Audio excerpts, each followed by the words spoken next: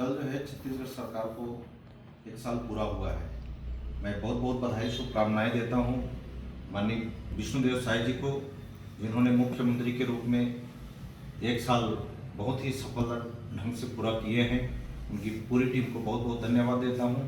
और जो वचन, जो वादा हमारी पार्टी ने किया था, हमारे नेताओं ने किया था कि अगर भारतीय जनता पार्टी की सरकार आती है तो 18 लाख प्रधानमंत्री आवास जो रुके हैं उसको हम बनवाएंगे करके, तो उस दिशा में काम प्रारंभ हो गया है। इसी तरह से महतारी वंदन योजना से 1000 देने की बात कही गई थी, उसमें भी 70 लाख महिलाओं को महतारी वंदन योजना से 1,000 रुपये का देने का काम हो रहा है। 2 साल बोनस देने की बात कही गई थी, 2 साल का बोनस भी दिया गया है छत्तीसगढ़ के किसानों को, जो कभी उम्मीद सोच छोड़ चुके थे। और बहुत सारी योजनाएं हैं छत्तीसगढ़ के हित में, बहुत सारे निर्णय लिए जा रहे हैं। नक्सलवाद भी समाप्त किया जा रहा है। 1500 से ऊपर नक्सली या तो सरेंडर हुए हैं या गिरफ्तार हुए हैं। 222 नक्सली मारे जा चुके हैं। और आज अमित शाह जी का दौरा है, नक्सलियों के सफाई के विषय के लिए 2 दिन यहाँ छत्तीसगढ़ में रहेंगे।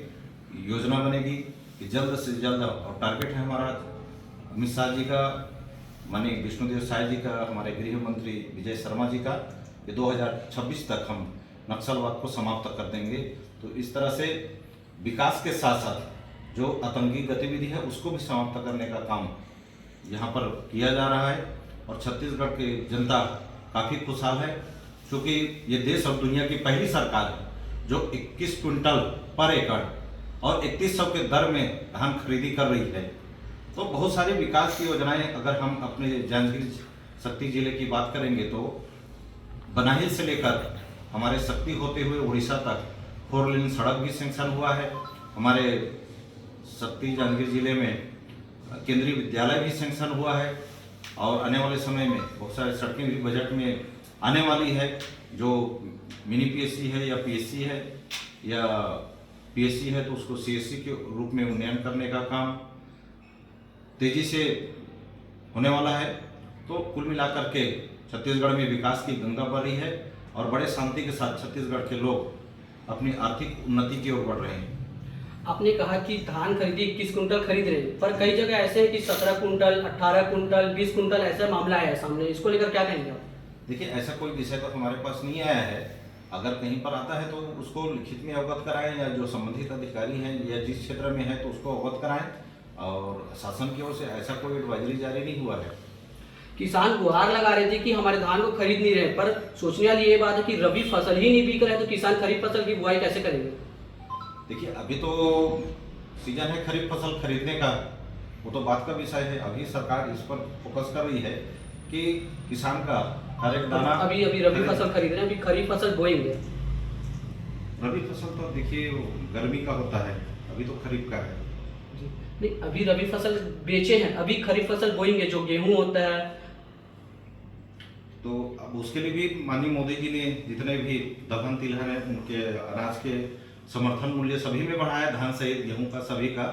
तो जो सरकार की प्राथमिकता है उसको खरीदेगी सरकार जो है, निश्चित रूप से।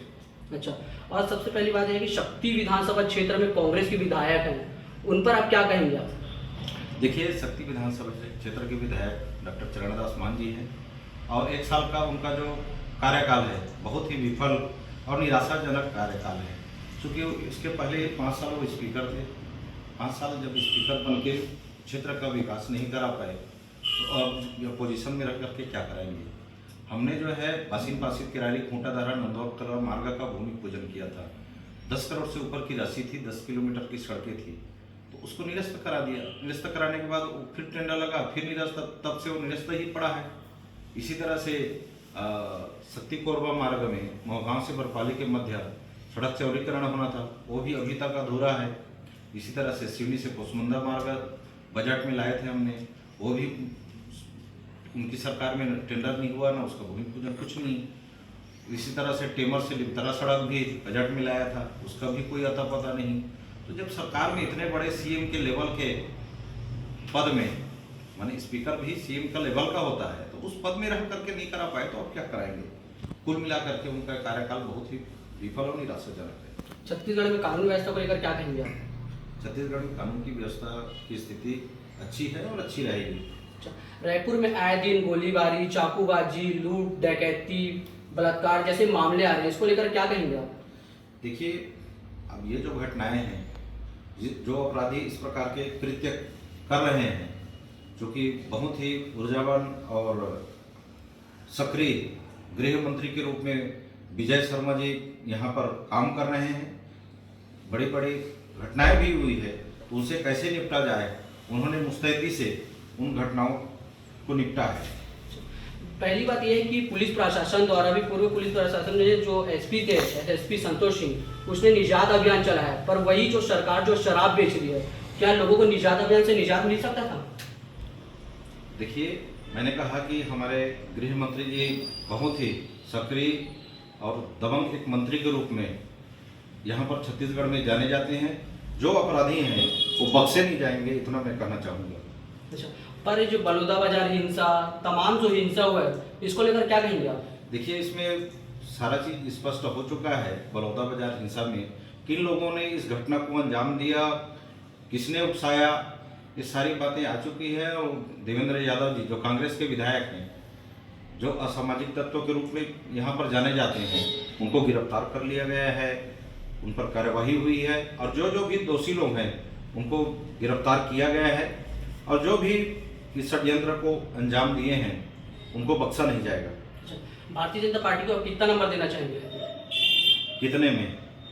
आप बताइए। कितने में कितना नंबर बोले? 100 में। 100 में 100 नंबर देंगे हम। अच्छा, ये थे शक्ति जिले के पूर्व विधायक एक मिनट ना, ये थे शक्ति जिले के पूर्व विधायक जो कि बीजेपी के जो कार्यकाल को जो अच्छे नजर देखते हैं, और पूर्व में भी अच्छे इनका कार्यकाल था। कैमरामैन अजय के साथ मैं शेखर धनकर।